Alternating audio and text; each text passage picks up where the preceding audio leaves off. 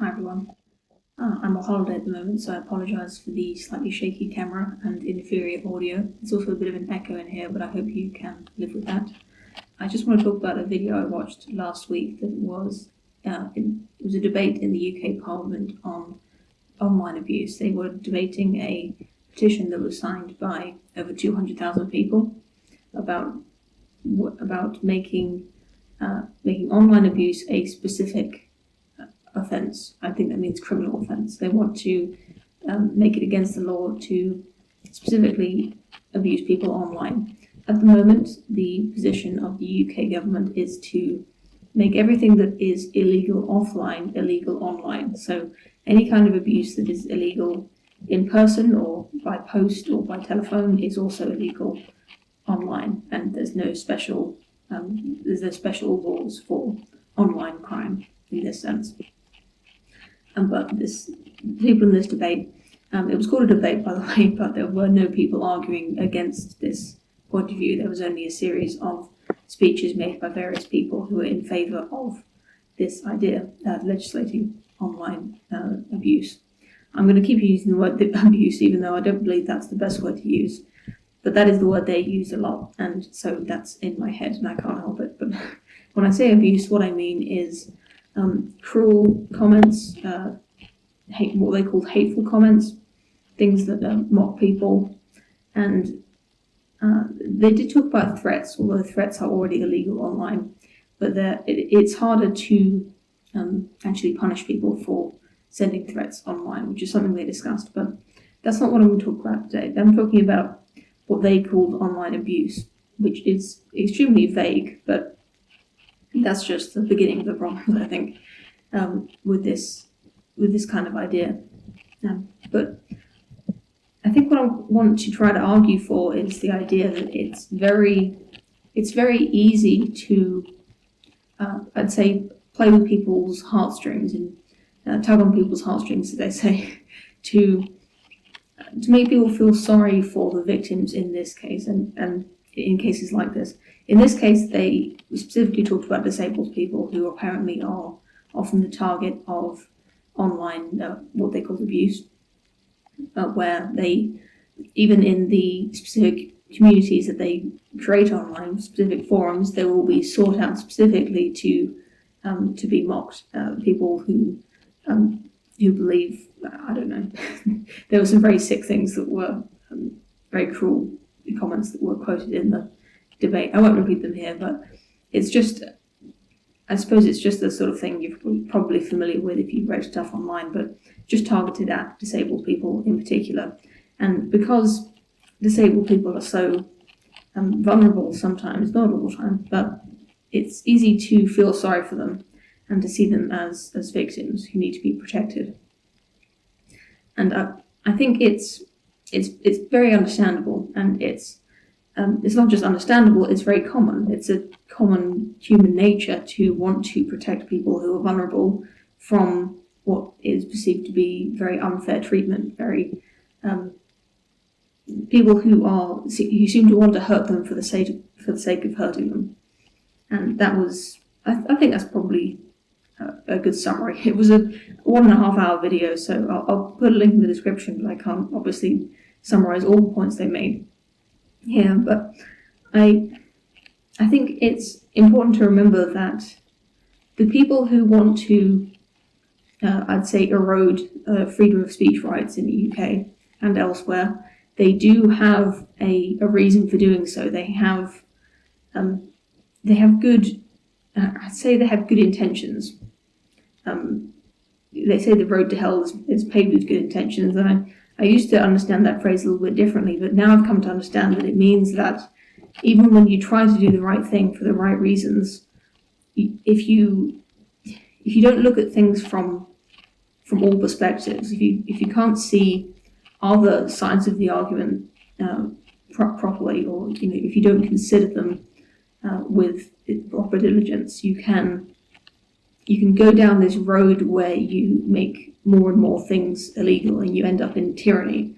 And I know that's a slippery slope argument, but I don't think you even need to apply a slippery slope argument in this case.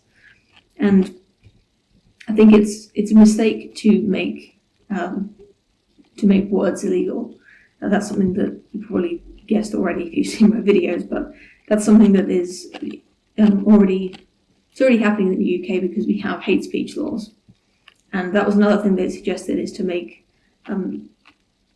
hate speech against disabled people into a subcategory of hate speech that will be covered by hate speech laws that currently cover people who are abused verbally for their religion, their race, and I think they're even talking about making misogyny into hate crime as well. So you can see that this is already sort of happening in the UK, but now they're not just suggesting. They made a few suggestions. One of them was to add disabled people to the list of people who were covered by hate speech, and the other was to make online abuse a specific offence, which is kind of what I want to talk about now, because that's what they spend most of the time talking about. And I think when people talk about freedom of speech and protecting it, it's often one-sided, in the same way that the debate in Parliament was one-sided. And I think in both cases, leaving out the other side of the argument is very dangerous, because a lot of the people talking, maybe all of them in this debate, were members of Parliament, and you could see why, if I was perhaps just a straight-up freedom of speech advocate, and I could sit here and make a video and say, these are members of authority who want to take away our power as civilians. They want to take away our power to speak freely. And I could just completely present one side of it and not talk at all about why it is tempting to do that. It's actually, if you only present that side of the argument, it's pretty persuasive, especially to a certain kind of person with, someone who's very empathetic, maybe someone who has a disabled relative who they have seen being treated this way, or just any kind of person they've seen being abused online. They're going to be extremely sensitive to that, and very receptive to the idea that injustice has taken place here, where people are unfairly treating vulnerable members of the human race. And when injustice has taken place in our minds, we want to settle that injustice by making something punishable, by somehow getting back at the people who have acted so cruelly. It's completely human to do that, and I think it's actually a pretty good impulse in a lot of cases. But we just have to also think about protecting our own freedoms. And I didn't really understand 1984 fully when I read it as a teenager the first time. And I know it's a cliche to bring up 1984 when you're talking about freedom of speech, but that is what the book is about in some part, or maybe all of it. And what I didn't understand when I was a teenager reading it was why the people in this story, why this civilization had chosen their own oppression. Why had they chosen tyranny? Like, how did the government that is in place in the story of 1984 come to pass? Like, how could people possibly get to that stage? And you can understand how, when it got to that stage, that it was extremely bad, and everybody who reads 1984 probably sees it that way, because that's how it was written. But they did somehow get to that stage, which seemed very unlikely to me as a teenager. But I understand it now, because every step of the way you can find a victim who you need to protect. You can find someone who is being victimized by someone else's speech, and that may not be intentional, of course. And these days, the umbrella term of victim has come to incorporate not just victims of physical assault or physical oppression or legal oppression or anything like that. We're now talking about hurting people on an emotional level, on a mental level, which of course can be extremely hurtful. But when you take that mental and emotional pain into your definition of what abuse is, what you get is you can find a victim for any kind of speech, and you can make probably a pretty convincing case as to why certain kinds of speech are extremely cruel or extremely harmful.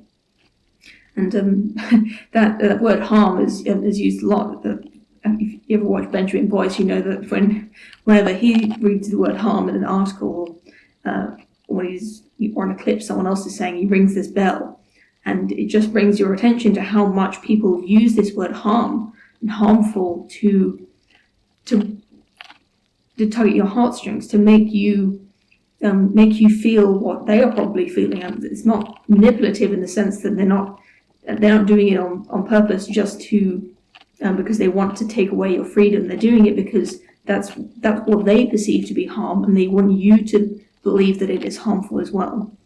And I just think it's so much more tempting than a lot of people will admit, I think, because you don't have to be a tyrant to advocate for policies that will become tyrannical, or that can become tyrannical. And I could leave the video there by saying, the road to hell is paved by good intentions, and that I believe that these MPs have good intentions, and the people who signed this petition have good intentions. But there were a few things that I noticed in the debate that I do want to bring up, that I would bring up if I were being not charitable. So far, I'd say I've been charitable. I've been looking at both sides and trying to give them the best, the benefit of the doubt, as you would. And I do think that's good policy most of the time. But it is a little bit naive to always be charitable. And I want to present the case that perhaps these MPs and these other people who are in favour of these policies may not just be doing so to protect the innocent, to protect others. They may not be acting completely altruistically to protect these disabled people and other vulnerable parties. And I started to think about this when one of the MPs stood up and started talking about other people who are victimised online. Victimised, as she says it. She even talked about intersectionality, talking about women of colour, men of colour, just listing other groups of people who are also abused online. And in that, she mentioned Katie Price, who started this petition, and how she is famous, and that's how her family have been open to this abuse, including her son, who is disabled. And she mentioned in that, when talking about people who are in the public eye, who are often the targets for this kind of abuse just because they're so well known, she mentioned that MPs, members of parliament, people who work for the government are also sometimes targeted. And that's what made me think, like, aha, this woman who is an MP has just told me that she believes that MPs and women are both targeted online. And she even mentioned intersectionality, where she said that people who intersect both of these groups get even more sort of hateful comments online. So what she's saying, and this is being uncharitable, by the way, this is the worst possible way you could view what she said, but what I read into that is that there is a particular reason why this woman is standing here saying these things, and it may not be as innocent as just protecting the weak and the disabled, the vulnerable members of her constituency and the members of the UK in general. She also wants to protect herself, and maybe that's too harsh to say it like that. I don't think she's being completely, greedy and manipulative and sort of finding this way of getting this into Parliament. But I think there is a reason why she, and maybe even the other MPs, are particularly concerned about this issue, about online abuse, because MPs do get a lot of mean tweets, right? Most members of Parliament have a Twitter account, even if it's not run by themselves. They might be on Facebook as well. And obviously people who are unhappy with either the party that they represent, their policies, or maybe they live in the constituency and they're unhappy with the area that they live in, these people who will air their grievances online, and they won't always be polite about it. And sometimes they'll be extremely acidic about it. They'll put very nasty comments, and not just sort of constructive criticism. The MP, some of the MPs describe this as trolling, which I think is kind of funny. That's the kind of parlance that's being used in Parliament. But I think perhaps we could say that she's particularly interested in this particular issue because she has an interest in it, because she's experienced it herself.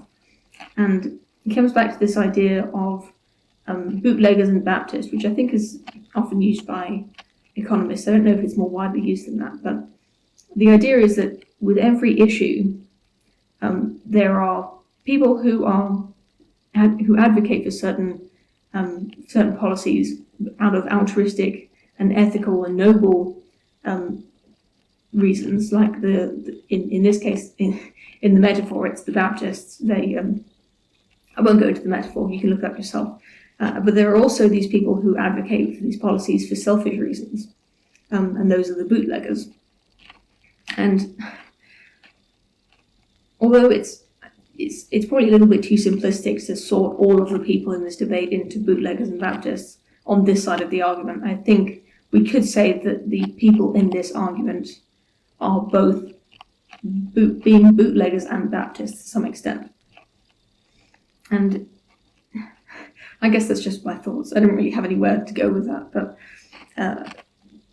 yeah, I'll leave a link in the description. You can have a listen to that if you want, although, to be honest, it was rather repetitive and not that interesting. I just listened to it in the background while I was doing other things, so yeah, again, sorry about the audio quality and the shaky camera, but I should be back to making normal videos back at home soon. Thank you very much for watching, and leave your comments as always. See you soon.